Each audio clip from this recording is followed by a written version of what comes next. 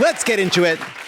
What a week. According to the New York Times, a text message sent by Tucker Carlson the day after the January 6th insurrection alarmed Fox News higher-ups and led to his firing. The text, sent to a producer, referred to a video of Trump supporters jumping a presumed Antifa protester who Carlson admonished by saying, "It's not how white men fight." Yet suddenly, I found myself rooting for the mob against the man, hoping they'd hit him harder, kill him. Couple of points. First, we actually have footage of the moment Fox News told Tucker that this text was too awful to go unpunished. How can you close me up? On what ground? I'm shocked to find that gambling is going on in here. You're winning, sir. Oh, thank you very much. Everybody out at once. The number of stories that incredulously reported that Fox News discovered these texts and suddenly found that they were beyond the pale. Have they not seen the show? Maybe not. Anyway, it's not how white men fight. Sure, wear their uniforms. Tucker's message went on, and this is real.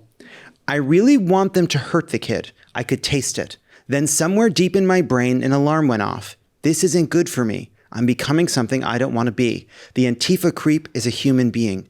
Much as I despise what he says and does, much as I am sure I'd hate him personally if I knew him, I shouldn't gloat over his suffering. This was not a message to his therapist, or his wife, or his closest friend, the guy who parks his car at the club. This is a message to his producer. What is their response? So we're covering the insurrection in the A block then, boss? Brian, we don't text like this. We text like this.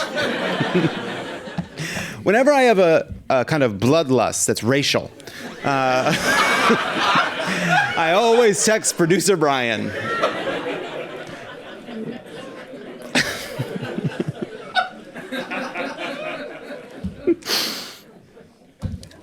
Meanwhile, CNN announced that Donald Trump will lead a town hall in New Hampshire next week. I disagree with him replacing Don Lemon, but I respect it.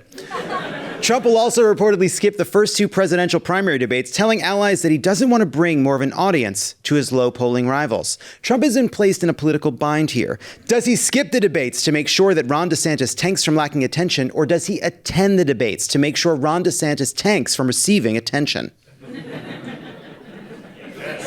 Shut up. Don't do it. Don't do it. On Wednesday, Trump's lawyer Joe Tacopina, aka Joey Tapioca, said that he would present no witnesses for the defense in E. Jean Carroll's lawsuit accusing the former president of sexual assault and defamation. "Come on, let me up there. I told you I'm available," screamed Alan Dershowitz as Don Jr. and Eric forcibly held him back. And then Alan bit deep into Eric's palm. Immediately, his veins turned black, the madness speeding up his arm towards his brain. We've all had our qualms about Trump's sons, but even I don't think Eric deserves what's coming next. We also learned this week that Vanity Fair obtained audio of an incident in March in which Trump became so frustrated with an NBC News reporter that he grabbed the reporter's two phones and threw them aside. Why did the reporter involved sit on this story for over a month? Were both phones to call his mommy to come pick him up because he's scared? Treasury Secretary Janet Yellen warned this week that the federal government could default on its debt by June 1st if Congress doesn't act. You heard it here first. This year's Pride theme is catastrophic economic collapse.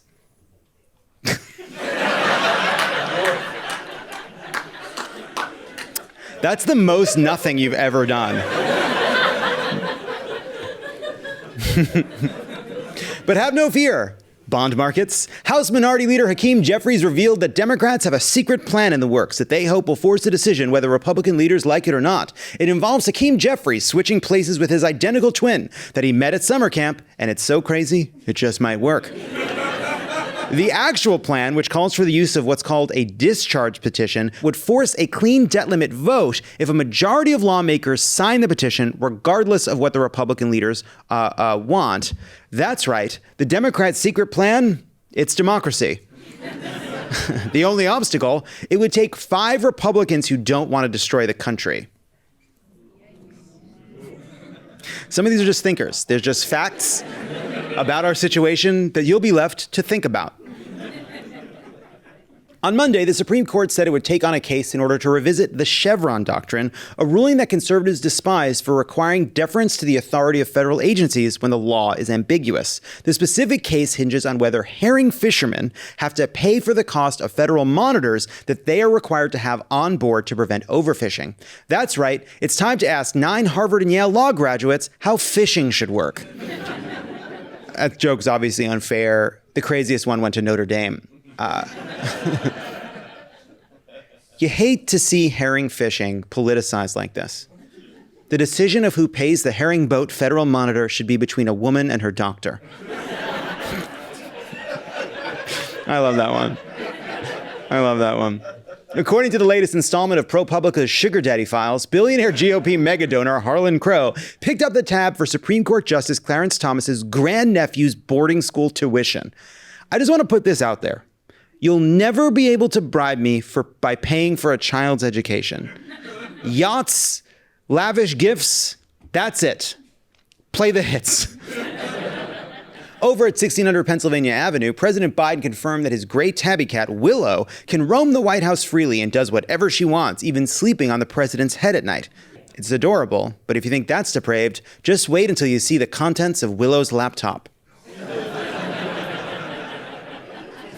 In less adorable news, the Biden administration announced that they will be lifting most of the remaining vaccine mandates this coming week, including the vaccine requirements for federal employees. The press release said of the 80-year-old president's re-election bid, this time, he's working without a net.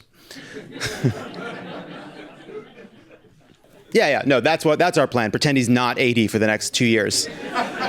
Let's see how that goes. Honestly, it could work. Actually, I take it back. I said that weird. That's the plan. Hey. That's the fucking plan.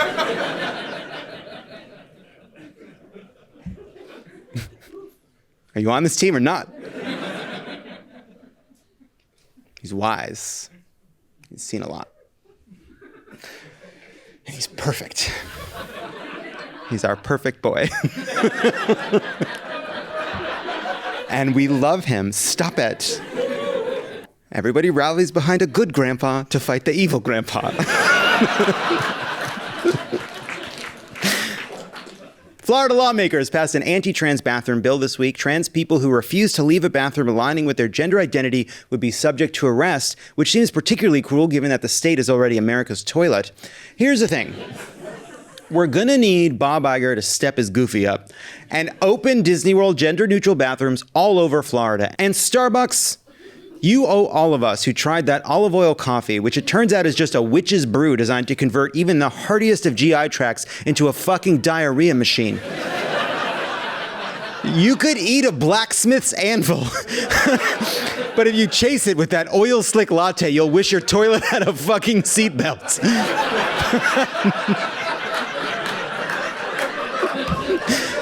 You want to redeem yourself, Starbies? Now is your moment. I need you all to know something. There is no joke in the history of this show that was workshopped harder and longer than blacksmith's anvil, ...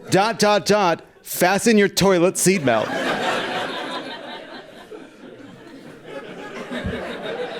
Anyway, and honestly, do we see now that it was worth it? Do we see that it was worth the time? Let's move on. We've got a lot to get through. But we got to get it right. What we do is important.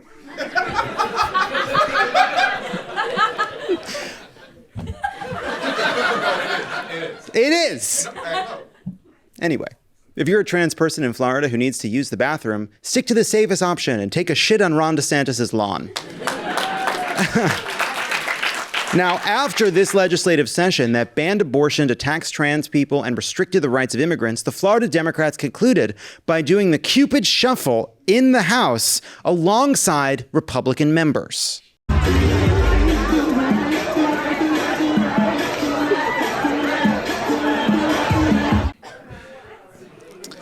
So make that 4 human rights violations.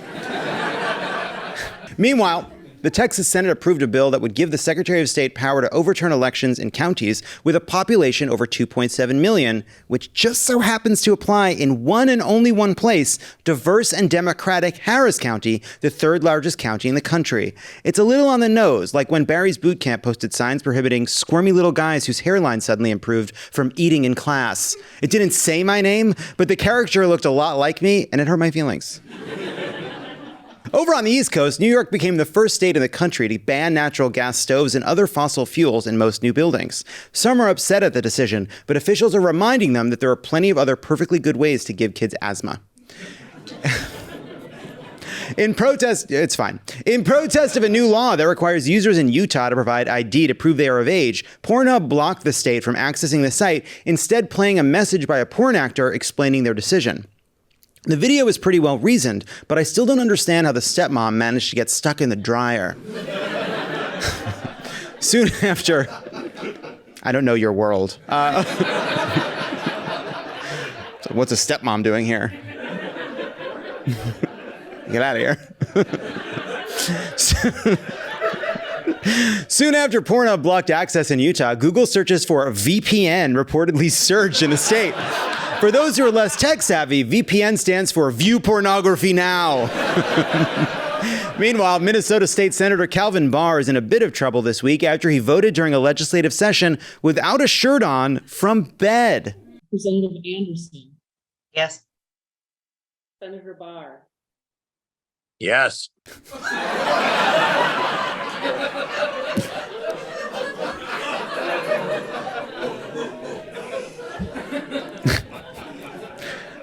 Hey, man. This isn't a June 2020 board game night. There are rules. You're at work. Yes. Also, I think it's really gross. It shouldn't matter, but he's in front of the How a Bill Becomes a Law cartoon. And it's like, I don't want to see a naked man in repose in front of that fucking sweet bill that wants nothing more than just to become a law in this crazy world. That's not how a bill is supposed to become a law. I'm not supposed to see any nip. A McDonald's in Louisiana is under investigation after two 10-year-olds were found working at the restaurant sometimes until 2 a.m. Yeah, the worst part, they weren't even given smoke breaks. Said a representative, "You complain that the ice cream machines never work, and then we find employees with the perfect little arms to get between all the gears and levers, and we're the assholes? Unbelievable." That's why those machines are always broken. Liberals. A federal judge ruled that a school in Pennsylvania could not legally prevent the meeting of the after-school Satan Club, citing that attempts to do so violate the First Amendment. But don't be put off by the name. The after-school Satan Club also meets on weekends. No one's really talking about the real dangers of this ruling. A school's most insufferable teenagers are about to think that they are way cooler than they actually are. Back in the day, we just called it the Gay Straight Alliance.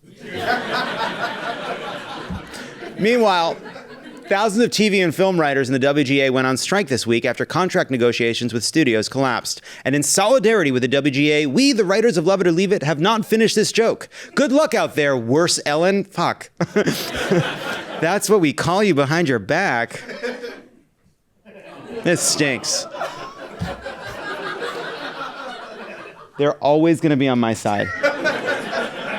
Late night shows all immediately went into hiatus because of the strike, with only the non-union Fox News show Gutfeld proceeding as scheduled. That's true. Thank God, the funniest show on television, said an 85-year-old man releasing the safety on his shotgun after a Girl Scout rang his doorbell for the second time. What? Jeffrey Hinton, often called the godfather of AI, has left his job at Google to issue a public warning about the dangers of the technology. The idea that this stuff could actually get smarter than people. A few people believe that, he said, but most people thought it was way off. And I thought it was way off. I thought it was 30 to 50 years or even longer away. Obviously, I no longer think that. But it's like they always say, the best time to ruin society is 30 years ago. The second best time is right now. In related news, a student at Stanford has reportedly invented a smart monocle that uses ChatGPT to help him figure out what to say on dates. So what are you majoring in? Your face is symmetrical and your skin is smooth. This tells me your parents were not related genetically and your mother's womb provided the right pH levels for healthy and sustainable growth. On Tuesday, U.S. Surgeon General Vivek Murthy laid out a plan called the National Strategy to Advance Social Connection, which seeks to address the epidemic of loneliness and isolation affecting the country. He paused before saying 2 words, sex monocle.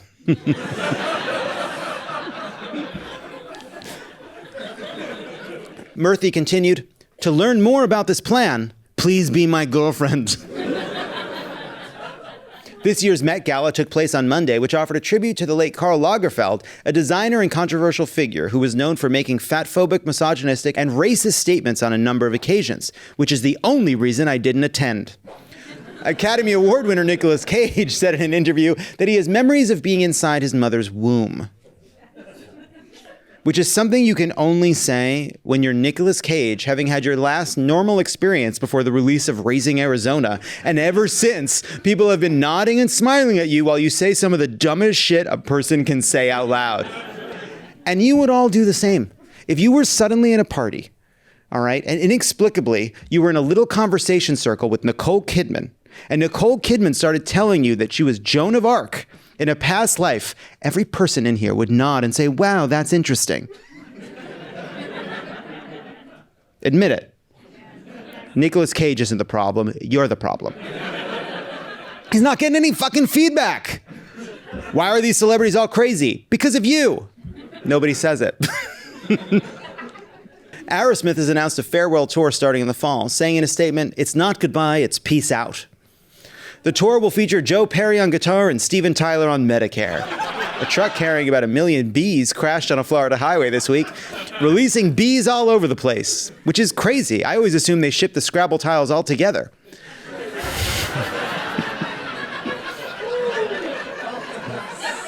And it deserves one of these. We actually have a reporter who is live on the scene of the crash. What is that? What is that? What is it? Oh, no, not the bees! Not the bees! Ah! Open my eyes! Is this what you wanted? Does this make you laugh? Screamed Transportation Secretary Pete Buttigieg, crouched in the middle of the road next to a spike strip, his face smeared with Joker makeup. When asked how the driver could possibly let this happen, one local girl tearfully explained, put his glasses on. Put on his glasses. He can't see without his glasses. He wouldn't be an acrobat. Can't see without his glasses. I'll cry. I'll cry right now. I'll cry right fucking now. A photographer captured a remarkable shot of a 30-foot iceberg that looks like an erect penis. But the iceberg swears it would be almost 60 feet if the water weren't so cold. And finally, a woman allegedly had a screaming orgasm during a performance of Tchaikovsky's Fifth at the Los Angeles Philharmonic. And much like the LA Philharmonic itself, her boyfriend had to go downtown to get there. What a story. Some people, though, are just incredibly moved by a magical, amazing performance. All right. Stop it. Stop. How long is... It just happens sometimes. That went as well. That went as well as to be expected. You see, somebody had an orgasm during Love It or Leave It. Can you believe it? One of you had an orgasm.